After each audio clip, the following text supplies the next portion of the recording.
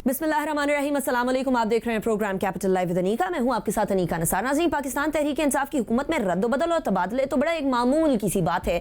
कभी वफाकी वज़रा की मिनिस्ट्रियाँ इधर उधर हो जाती हैं, तो कभी जो ब्यूरोक्रेसी है उसके अंदर तबादले होते हैं। लेकिन इस बार का जो तबादले हो रहे हैं उसमें ऐसा महसूस होता है कि इमरान खान साहब को लोग अकेला करना चाह रहे हैं। बहुत सारी ब्यूरोक्रेट्स जो किसी ज़माने में इमरान खान साहब के करीबी थे और बड़ा बढ़ चढ़ कर काम किया करते थे, उनको चुन चुन कर साइड पे किया जा रहा है। वफाक में भी यही हाल है और पंजाब में भी यही हाल है। अब लेटेस्ट जो तबादले हैं वो वाजिद ज़िया साहब, वो शख्स जो पैनामा गेट की JIT के सरबराह रहे, वो शख्स जिनको नवंबर 2019 में FIA का सरबराह लगाया, उनका तबादला कर दिया गया है।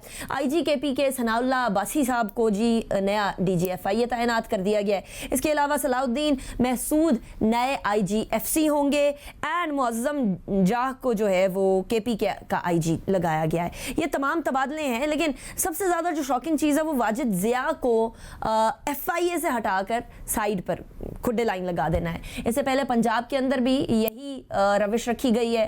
रिसेंटली हम लोगों ने LWMC के CEO को साइड पे करने का वाक़या देखा और तमाम के तमाम ताने बाने मिल रहे हैं जाकर पंजाब के अंदर चीफ सेक्रेटरी की तरफ, और यहाँ वफाक के अंदर ताने बाने मिल रहे हैं प्रिंसिपल सेक्रेटरी की तरफ। और तमाम पाकिस्तान तहरीक इंसाफ के बहुत सारे रहनुमा जो कि हमसे इन कांटेक्ट रहते हैं, वो इन्हीं दोनों शख्सियात की शिकायत करते हुए सुनाई देते हैं।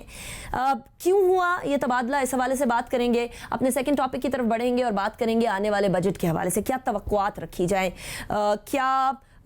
किस जगह पर नई टैक्सेशन होगी और कहाँ कहाँ हम लोगों को रिलीफ की एक्सपेक्टेशन है। साथ ही साथ पाकिस्तान तहरीक इंसाफ ने क्या पॉलिसी लेवल पर तमाम चीज़ों को सेट कर दिया है, क्या आने वाले वक्तों के अंदर पाकिस्तान की जो GDP है और ग्रोथ रेट है वो बढ़ता हुआ नजर आएगा या नहीं। Last but not the least, Covid के हवाले से NCOC में कुछ इंपॉर्टेंट डिसीजंस हुए हैं, इस हवाले से भी बात करेंगे। मेरे साथ जो मेहमानान मौजूद हैं, पहले सेगमेंट के लिए PJ मीर साहब होंगे, दूसरे सेगमेंट के लिए हमारे साथ डॉक्टर शुमाइल दाऊद होंगे and last but not the least Zaeem Zia DHO Islamabad हमारे साथ मौजूद होंगे। ब्रेक की तरफ चलते हैं, ब्रेक के बाद तबादलों से बात करना शुरू करेंगे। See you after the break.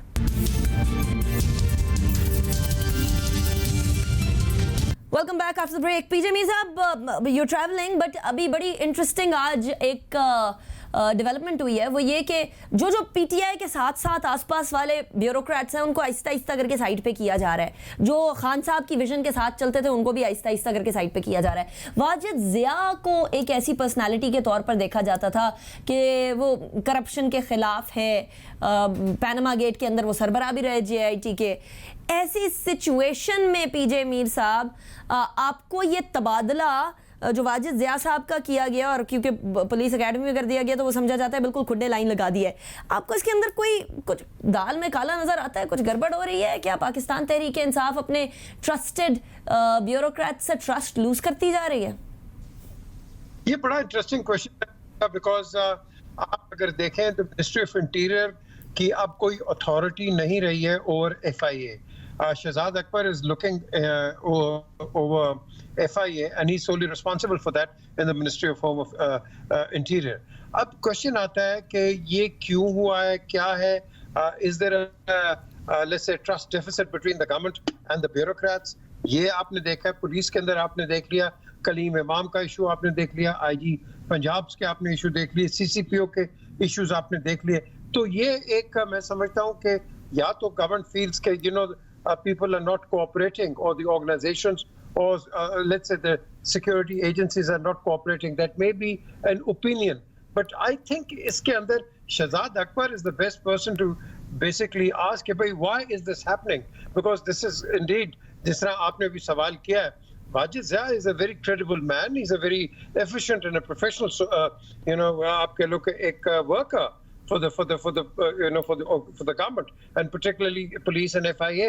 तो इनको change करना, yes, there are eyebrows which will be raised by what are the reasons कि या किया, या on the other hand, is it a regular thing कि भाई उनका time period हो गया, या उनको कहा कि भाई साल, 2 साल, 2.5 साल जितना भी पीरियड है आपने यहाँ काम करना, and then you'll be moved. Because इस वक्त ट्रांसफर करना at a juncture where the government is under heavy fire from the opposition on all kinds of criticism. Yes, I totally agree with you. This is a matter, I think, which needs to be explained. Why? What is the reason के immediately उनको कर दिया है?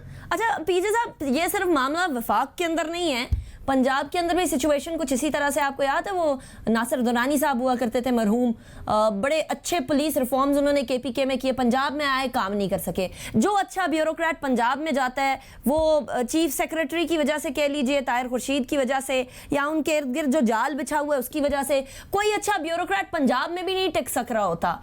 ये क्या हो रहा है कंसिडरिंग कि स्टेट चलाने के अंदर मेन किरदार ब्यूरोक्रेसी का होता है? और अनफॉर्चुनेटली खान साहब ने तो करप्शन के खिलाफ नारा लगाया, लेकिन पंजाब के अंदर तो हम करप्ट ब्यूरोक्रेट्स का नेक्सस देख रहे हैं, एक बड़ा ताकतवर नेक्सस देख रहे हैं। अच्छा Anika, this is a very complex question which you raised. ये जो ब्यूरोक्रेट्स हैं, ये जब देखते हैं कि मुल्क के अंदर कुछ अनसर्टेनिटी नजर आ रही है या कुछ टर्मोइल नजर आ रहा है, पॉलिटिकल या otherwise, and of course then all kinds of rumours are flying, तो कई ब्यूरोक्रेट्स जो होते हैं उनकी एफिलिएशंस मुख्तलिफ पॉलिटिकल पार्टीज के साथ होती है। They have been appointed by various other political parties, और ये जितनों के आपने नाम लिए इनकी सर्विसेज पुरानी है। अब ये जो लोग होते हैं ये बेसिकली कई दफा देखते हैं हम कि इनकम्बेंट गवर्नमेंट को एक मुश्किल आप कह लो कि मरहले में डाल देती है। तो इसलिए हमने पुरानी गवर्नमेंट्स को भी देखा है कि उनके जो पुराने अपॉइंटीज हैं उनको वो शिफ्ट कर देते हैं। नहीं जी ये तो नवाज शरीफ का आदमी है, नहीं जी ये जरदारी का आदमी है, ये आपका हिस्ट्री है। आज की जो गवर्नमेंट के जो अपॉइंटीज होंगे, कल की जो गवर्नमेंट आती है या नहीं आती, व्हाटएवर इट इज, वो कहेंगे नहीं जी ये तो इमरान खान का आदमी है। ये जो पाकिस्तान की पॉलिटिक्स के अंदर हमने ये जो चीज देखी है ये बड़ी डैमेजिंग रही है और डैमेजिंग है, और इसीलिए एक अनसर्टेनिटी आ जाती है ये ब्यूरोक्रेसी के अंदर कि भाई ये ब्यूरोक्रेट्स काम क्यों नहीं कर रहे। हम कहते हैं बड़े प्रोफेशनल हैं, हम कहते हैं बड़े अच्छे हैं, लेकिन इनकी डिलीवरेंस मोड क्यों नहीं है। तो इस चीज को भी मैं समझता हूँ कि इसको मद्देनजर रखना है कि क्या वजह क्या है कि एक अगर गवर्नमेंट फॉर एग्जांपल आज की अगर आप किसी को लेके आए हैं और इतनी अच्छे उनकी आप कह लो कि उनके रिमार्क्स हैं on the services, so what is the reason that they have to be changed immediately? Is it because of non-performance? Is it because that basically कई ब्यूरोक्रेट से काम नहीं करते? कईयों से मैंने भी पूछा, नहीं जी वो नैब बैठी हुई है, नैब हम करेंगे तो काम तो नैब हमारे पीछे पड़ जाए। और पीजे साहब तीसरी चीज ये ना कि आप कहीं से उठा के किसी को लगाते हैं, स्पेशली आईजी केपीके को उठाते हैं, आप लगाते हैं पंजाब में काम करना बंद हो जाते हैं। पीएम ऑफिस से आप एक एफिशिएंट ऑफिसर को उठा के लगाते हैं लाहौर में, वहाँ काम जो है इल्जाम फिर ये लगता है कि काम करना बंद हो गया है। तो मसला इतने सारे ब्यूरोक्रेट्स में है या मसला पंजाब हुकूमत में है? मैं समझता हूँ कि this is not the right way about. यही चीज हम ब्यूरोक्रेसी में भी करते हैं। एक सेक्रेटरी एग्रीकल्चर होता है, उसके अगले दिन वो सेक्रेटरी ट्रेड एंड कॉमर्स हो जाता है, कॉमर्स वाला कहीं और चला जाता है फाइनेंस में, और यही वजह है कि हम जो ये की पॉइंट्स होते हैं मिनिस्टर्स के, ये हम चेंज कर देते हैं। इस तरह नहीं करना चाहिए हमें, and I totally agree with you on this one कि I think this will certainly raise a lot of eyebrows. Right. अच्छा पीजे साहब, एक किसी भी हुकूमत का, आपने बहुत सारी हुकूमतें बड़े करीब से देखी हैं, पीपल्स पार्टी का ज़माना, PMLN का ज़माना, मुशर्रफ का ज़माना, ये सारे ज़माने आपने बड़े करीब से देखे हैं। नाउ कितना ज़रूरी होता है कि ब्यूरोक्रेसी और हुकूमत की आपस में केमिस्ट्री बड़ी अच्छी मैच करती हो और आपस में एम और गोल भी एक ही हो। How important is it for the bureaucracy and the government to be on the same page? आपने कहा bureaucracy and government should be on the same page. आपने जो प्रिंसिपल सेक्रेटरी हैं नवाज शरीफ के, आपने देख लिया सेम पेज पे थे, ही इज अ ब्यूरोक्रेट। नहीं, अब करप्शन पे तो सेम पेज पे किसी को नहीं होना चाहिए ना पीजे मीर साहब। करप्शन पे तो सेम पेज पे होने पे सबको फिर नाब लेते हैं। I totally agree with you. तो ये जो चीज होती है इसी के अंदर आपको पता चल जाता है कि आज दे ऑन द सेम पेज पे होते हैं। तो अगली हुकूमत क्या, आपका नेशनल अकाउंटेबिलिटी ब्यूरो उनको चार्ज कर देता है, तुमने ये किया। आपने प्रोविंशियल गवर्नमेंट पंजाब के अंदर देख लिया, bureaucracy and PMLN one the same page, आपने देख लिया क्या हुआ। तो ये जो चीजें हैं, ये जब आप सेम पेज पे लेके आते हैं, ये मैं समझता हूँ कि either they have to be really much above the board, और जिस तरह के आपने सवाल किए इस तरह के हमें सवाल पढ़ते रहेंगे। तो इस लिहाज से हमें ब्यूरोक्रेसी को अपने साथ इतना ऐसे नहीं करना चाहिए. Bureaucracy should do their own job. They should not be interfered with. हाँ, as far as civil and military relations are concern, आज मैं समझता हूँ पीटीआई की और मिलिट्री के relations, I think they been the most ideal in a long time apart from General Musharraf. मैं समझता हूँ ये जो रिलेशनशिप आज है ये बहुत अच्छी है. लेकिन आपने जो ब्यूरोक्रेसी की बात की है, इसके अंदर काफी हर्डल्स नजर आ रहे हैं. और ये क्यों है? आई think this is a developing story, Anika, and soon you will see कि somebody, वो कहते हैं ना उर्दू में, कोई ना कोई तो कहीं भांडा फोड़ेगा. Interesting. Thank you so much PJ Mir साहब for joining me in my show. अभी ब्रेक की तरफ जाते हैं. एक बात तो तय है कि वो ब्यूरोक्रेट जो किसी को लगता है ना पंजाब के अंदर बिलखुसूस के खान साहब के बंदे के तौर पे आया है या किसी ना किसी तरीके से इमरान खान के विजन को आगे लेकर चलेगा, उसको तो पहले उठाकर साइड पे किया जाता है. दूसरा, वफाक के अंदर भी आजम खान साहब के ऊपर बहुत सारे सवालात उठाए जा रहे हैं कि पता नहीं जी वो खान साहब के साथ फेवर कर रहे हैं या दुश्मनी कर रहे हैं. ये वाला सवाल भी बड़ा उठाया जा रहा है. बट एनी हाउ, ये तबादले और बार बार के तबादले ये किस तरफ इशारा करते हैं आने वाले वक्तों में, एज पीजे साहब सेड, पता भी चल जाएगा. सो आफ्टर अ ब्रेक के बाद हम बात करेंगे इकोनॉमी के हवाले से.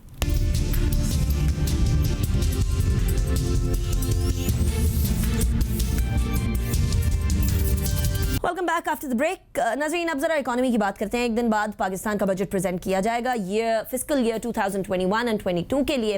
और इस बजट से बहुत सारी उम्मीदें हैं, इसलिए कि कोविड के बाद ये बताया जा रहा है कि पाकिस्तानी इकोनॉमी बेहतरी की तरफ जा रही है. ग्रोथ हमारी GDP 4% है, हमारी रेमिटेंसेस बढ़ गई हैं, हमारी एक्सपोर्ट्स बढ़ गई हैं, हमारे करंट अकाउंट डेफिसिट से करंट अकाउंट सरप्लस में चला गया है. मामला बेहतरी की तरफ जा रहे हैं, लेकिन आम आदमी की ज़िंदगी पर कितना अफेक्ट पड़ रहा है ये भी हम बात करेंगे. डॉक्टर शुमाइल दाऊद हमारे साथ मौजूद हैं. डॉक्टर साहब, बहुत शुक्रिया आपने ज्वाइन किया. डॉक्टर साहब, कोविड के बाद इकोनॉमी का एक बार फिर से पटरी पर चल जाना ये बड़ी बात है. और स्पेशली हुकूमत की तरफ से इस तरह से शो किया जा रहा है जैसे हम इकोनॉमिक बूम में जा चुके हैं. आपकी नज़र में क्या हम वाकई में इकोनॉमिकली सही सिमत पकड़ चुके हैं या मामलात को किसी और पैराए से भी देखा जा सकता है? जी, बहुत शुक्रिया. देखिए, जब ऑन ग्राउंड हम देखते हैं तो इसको हमें रियलिटी में देखना पड़ेगा. और रियलिटी में ये कि हम इसको बूम तो नहीं कह सकते, इसको रिकवरी कह सकते हैं. क्योंकि ज़ाहिर बात है इकोनॉमी कॉन्ट्रैक्ट की और स्टैग्नेशन में गई कोविड की वजह से, तो वो एक रीबाउंड आया जिसको वी शेप रीबाउंड कहते हैं. मसलन बहुत से लोग जो हैं एक्सपेंडिचर्स उन्होंने रोक दिए. आपको पता है कि सर्विसेज सेक्टर के बहुत सी चीजें जहां पे लोग खर्च करते हैं, शादी ब्याह, एक्सपेंडिचर, कंज्यूमर प्रोडक्ट्स, वो तमाम जगहों पे रुक गए. तो वो पैसे रुक गए. अब वो पैसे जो हैं दोबारा सर्कुलेशन में आए हैं, तो वो एक रीबाउंड है, चाहे कंज्यूमर प्रोडक्ट्स है, चाहे ऑटोमोबाइल सेक्टर है, वगैरह वगैरह. दूसरी तरफ हमें डेफिनेटली एक्सपोर्ट सेक्टर से एक बेनिफिट या वो बेनिफिट इसीलिए मिला कि बाकी दुनिया डिसरप्टेड ज्यादा थी हमारे मुकाबले में, और हमारे टेक्सटाइल सेक्टर्स को और इसी तरह के जो एलाइड इंडस्ट्रीज हैं, लार्ज स्केल मैन्युफैक्चरिंग, उनको फायदा हुआ. और आखिरी जो गवर्नमेंट ने एक इंसेंटिव दिया वो एक खुशाइन था कि इंडस्ट्री में खास तौर पे इंडस्ट्रियलाइज करने के पॉइंट ऑफ व्यू से कंस्ट्रक्शन सेक्टर को, आई थिंक उसकी वजह से स्टील, सीमेंट और वो तमाम चीजें जो उनकी एक वो आई. So I would call it a rebound. And yes, हम अभी स्टेबल कंडीशन में हैं. गोइंग फॉरवर्ड अभी डिपेंड करेगा कि क्या डायरेक्शन आती है बजट में और आगे किस तरह एक्सपेंडिचर्स को हुकूमत बैलेंस करती है अपने PSDB को और अपने एक्सपेंडिचर्स को. राइट. अच्छा डॉक्टर साहब, अगर हम रिकवरी की तरफ आ ही गए हैं तो हमें ये भी देखना है कि क्या ये रिकवरी लॉन्ग टर्म है या नहीं. फॉर एग्जांपल, क्योंकि ऑब्वियसली कोविड की वजह से बहुत सारे ममालिक की मैन्युफैक्चरिंग बंद हो गई, वो लोग नहीं भेज सकते थे ऑर्डर्स बाहर जो ऑटोमेटिकली पाकिस्तान की तरफ आया, इंडिया, बांग्लादेश बिलखुसूस. अगर उन इकोनॉमीज की कोविड के बाद रिकवरी हो जाती है अभी कुछ ही अरसे के अंदर, उसका इम्पैक्ट पाकिस्तानी इकोनॉमी के ऊपर क्या पड़ेगा, और जो पॉजिटिव इम्पैक्ट हुआ है पाकिस्तानी इकोनॉमी के ऊपर, उसके ऊपर क्या पड़ेगा इम्पैक्ट? जाहिर बात है कि जो बायर्स चाहे वो US मार्केट में हो या यूरोपियन मार्केट में हो, अगर वो ऑल्टरनेट्स उनके लिए बंद थे जहां से वो ज्यादा अपनी इंपोर्ट्स कर रहे थे, जाहिर बात है वो कंपटीशन अगर आएगा तो हमारा हो सकता है कि जो अभी हमें विंडफॉल इफेक्ट मिला है वो इम्पैक्ट आ सकता है. एक जहन में रखने वाली बात है कि US मार्केट में बहुत ज्यादा जो कह लें लिक्विडिटी आई थी गवर्नमेंट की तरफ से, वो भी एक बहुत बड़ा बाइंग फैक्टर रहा है और वहीं पे हमारे टेक्सटाइल लेड जो एक्सपोर्ट रहा है। तो डेफिनेटली हमें फायदा उठाना चाहिए ब्रीदिंग स्पेस से। गवर्नमेंट इससे फायदा उठा के अपनी प्रूडेंट आगे की पॉलिसीज ऐसी करे कि जिसमें हम रेवेन्यू साइकिल को बढ़ाएं।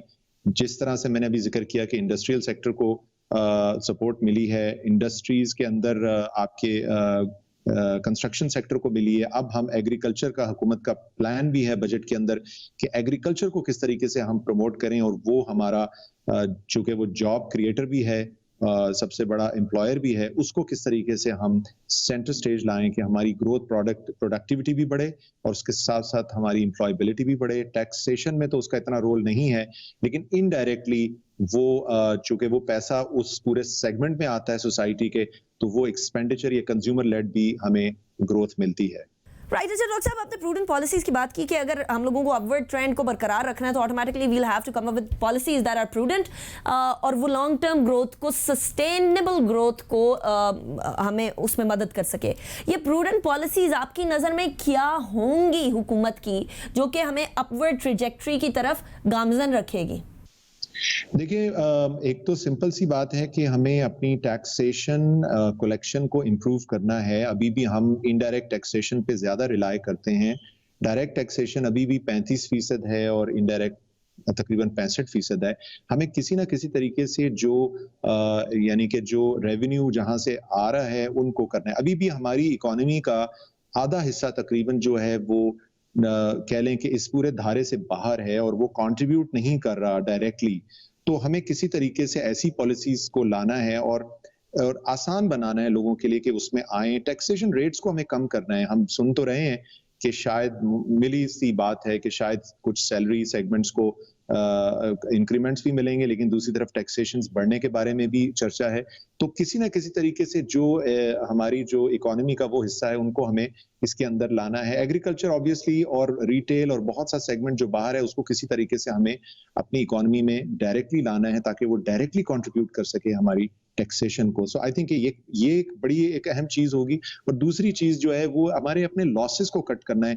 हमारे स्टेट ओन्ड एंटरप्राइजेस को हमने कट करना है। स्मॉल मीडियम एंटरप्राइजेस हमेशा से हम कहते हैं, बात भी चलती है, लेकिन उनको किसी तरह से आसानी से हम, ठीक है, कामयाब जवान प्रोग्राम और इस किस्म के हम नई वो जरूर लाएंगे, लेकिन जो जो ऑलरेडी एग्जिस्टिंग एसएमई सेक्टर्स हैं जो कामयाबी से चल रहे हैं उनको किस तरह स्केल अप किया जाए, हम उसकी तरफ जाएं ताकि हम जॉब्स को बढ़ा सकें, एम्प्लॉयबिलिटी को बढ़ा सकें और टैक्सेशन की मद में भी, टैक्सेशन कलेक्शन की भी जब हम रेवेन्यूज को बढ़ा सकें उनकी, उन कंपनीज को, तो वो हम आने वाले वक्त में कर सकें। और तरीन साहब ने ये कहा भी कि हम जी टैक्स टू जीडीपी रेशियो अभी को 11% के करीब है, इसको हमें 18 और 20 की तरफ ले जाना है। तो हम ये उसी सूरत में करेंगे जब हम इनके लिए आसानी पैदा करेंगे कि ये प्रोडक्टिविटी बढ़ा सकें। राइट। डॉक्टर साहब, last but not the least, budget आने वाला है। बजट के लिए आपकी सजेशन क्या होगी हुकूमत को कि कहाँ ध्यान करना चाहिए और कहाँ रिलीफ देना चाहिए और कहाँ रिलीफ नहीं देना चाहिए, कहाँ थोड़ा सा लगाम को टाइट करना चाहिए? What are your suggestions? देखिए, मेरे तो हिसाब से ग्रोथ, अब चूंकि ओवरऑल गवर्नमेंट का अब ये डायरेक्शन भी आ रहा है और वो IMF के साथ भी जो नेगोशिएशंस हैं कि जी हम अब पहले हम स्टेबिलिटी की तरफ थे और अब हमने वो स्टेबिलिटी हासिल कर ली है, तो अब हम ग्रोथ की तरफ जाना है। तो ग्रोथ के लिए तो वही ड्राइवर्स होंगे कि हम किस तरीके से एक्सेस टू कैपिटल बढ़ा सकें।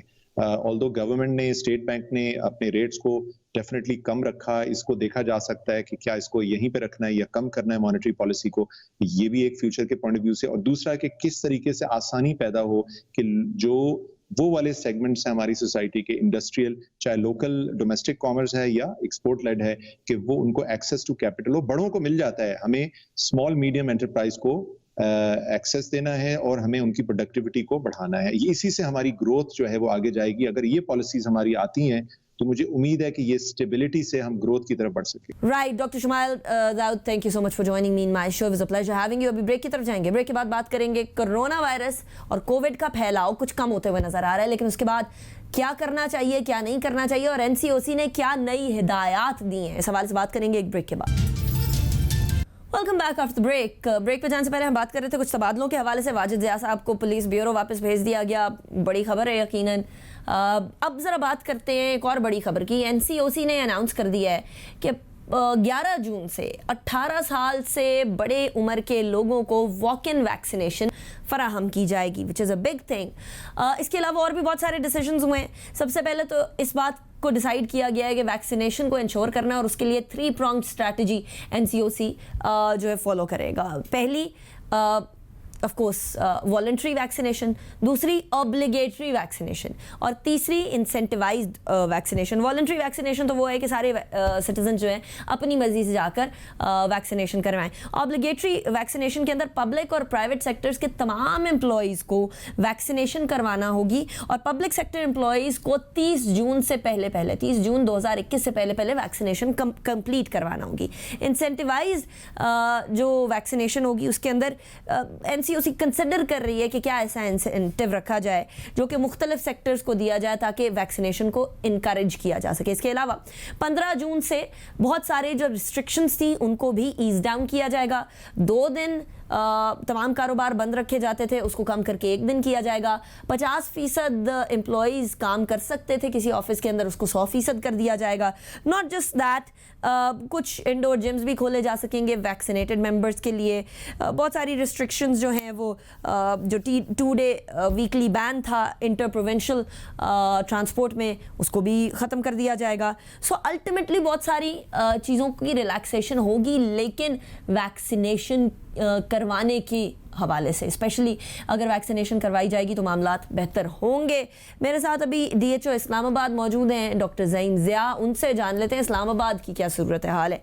डॉक्टर साहब, thank you so much for joining me in my show. Doctor Zain, ये बात तो ठीक है कि सबको वैक्सीनेशन करवानी चाहिए, लेकिन एक तो है वॉलंटरी जो सारे के सारे शहरी करवाएंगे, एक है ऑब्लिगेटरी जिसके अंदर पब्लिक एंड प्राइवेट सेक्टर के एम्प्लॉयज़ को बेसिकली वैक्सीनेशन करवाना ही करवाना होगी 30 जून 2021 से पहले। अब आपको पता है कि पाकिस्तान के अंदर एक सोच पाई जाती है कि नहीं वैक्सीनेशन ज़रूरी नहीं है। नॉट जस्ट पाकिस्तान, पूरी दुनिया के अंदर एंटी वैक्सर्स होते हैं। उनका क्या करेंगे? उनके ऊपर ये ऑब्लिगेटरी वैक्सीनेशन किस तरह से इंप्लीमेंट कराई जाएगी? कितना ज़्यादा मुश्किल या आसान होगा एडमिनिस्ट्रेशन के लिए ये? बहुत शुक्रिया।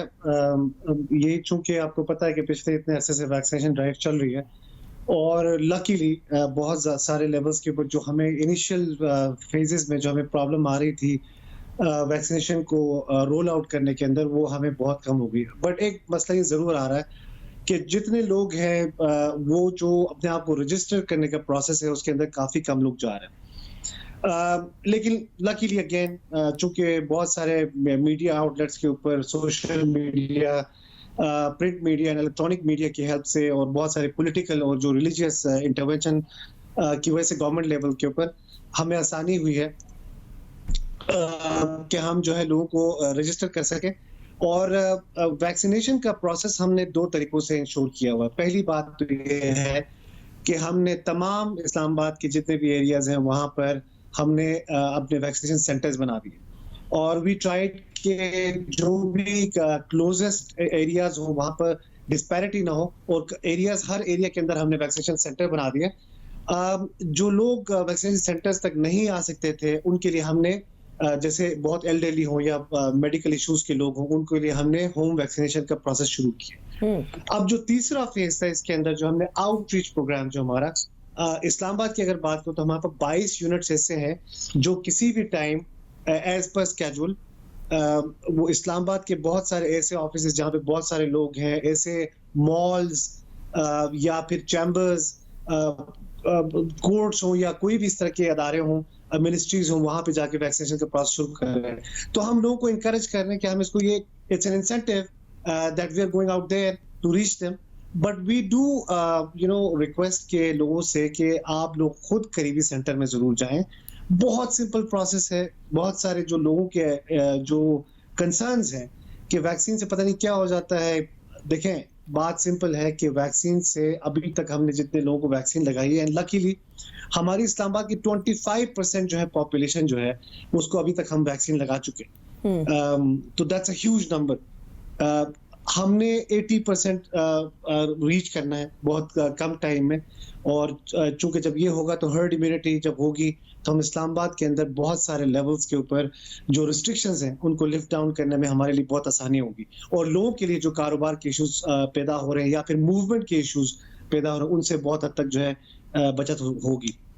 राइट अच्छा डॉक्टर सईम, एक तो एल्डरली को जब लग रही थी वैक्सीनेशन तो उस टाइम पे तो एक हम लोगों ने देखा कि एक सर्टन थॉट थी कि नहीं एटलीस्ट अपने बुजुर्गों को बचाएं और इनको वैक्सीनेशन लगवा लें। यंगर लॉट का रिएक्शन क्या रहा है वैक्सीनेशन लगवाने के हवाले से? क्या वो भी उतना ही ज़्यादा ओपनली एंड उतना ही ज़्यादा विलिंगली वैक्सीनेशन की तरफ बढ़ रहे हैं जिस तरह हम लोगों ने एल्डरली को बढ़ते हुए देखा था?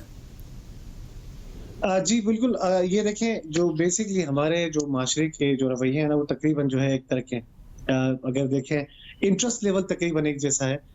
60 प्लस ने भी उतने ही लगवाई, उससे जो है हमने 50 खोला, फिर 40 खोला, फिर 30 एंड अबव खोला, 18 अबव जो है अगले 2-3 दिनों में खुल जाएगा।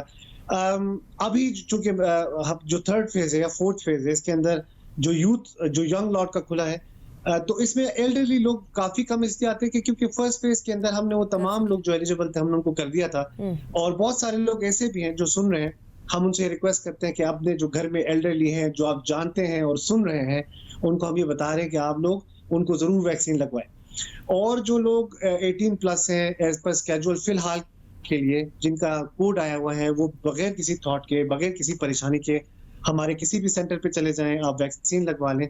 देखें लोगों का सबसे बड़ा कंसर्न ये था कि वेटिंग टाइम जो है वो बहुत ज्यादा था। हमारे इस टाइम इस्लामाबाद के अंदर ऑलमोस्ट 52 यूनिट्स काम कर रहे हैं, और इस्लामाबाद के अंदर एक्सेस का कोई इशू ही नहीं है और ना ही वेटिंग का कोई इशू है। हाँ माँ सिवाय बहुत जो है ना आधा घंटा इंतजार करना पड़ गया तो दैट्स अ यूनिवर्सल फैक्टर। लेकिन वैक्सीन लगाने के प्रोसेस के दौरान में हमने कोशिश की है कि लोगों के इस्लामाबाद के रेजिडेंट्स हैं उनके लिए वेटिंग टाइम, अगर आप देखें मास वैक्सीनेशन सेंटर को वहां पे सोशल मीडिया के ऊपर आप फीडबैक देख लें तो हमारे लिए बहुत रीअश्योरिंग फीडबैक आ रही है, और हम कोशिश करें कि अगले जुलाई के एंड तक जो है पूरे इस्लामाबाद को वैक्सीनेट करें। Right, and that would be 80% पूरे इस्लामाबाद का मतलब 80% है या 100% की आप एक्सपेक्टेशन रखते हैं? या हमारी तो कोशिश है 100% हो, लेकिन चूंकि साइंटिफिकली स्पीकिंग 80% हो तो 100% तो बहुत अच्छा है, लेकिन 80% हो तो फिर भी ठीक है। राइट, तो इस्लामाबादियों को मैसेज देना है आप लोगों ने? इस्लामाबाद के लोग हैं, साथ रावलपिंडी के लोग हैं, एंड ओवरऑल जो पाकिस्तान के लोग आपको देख रहे हैं, कोई मैसेज देना चाहेंगे आप वैक्सीनेशन के हवाले से? बहुत सारी रूमर्स फैली हुई हैं डॉक्टर साहब, so if you want to give any message by my platform you are more than welcome.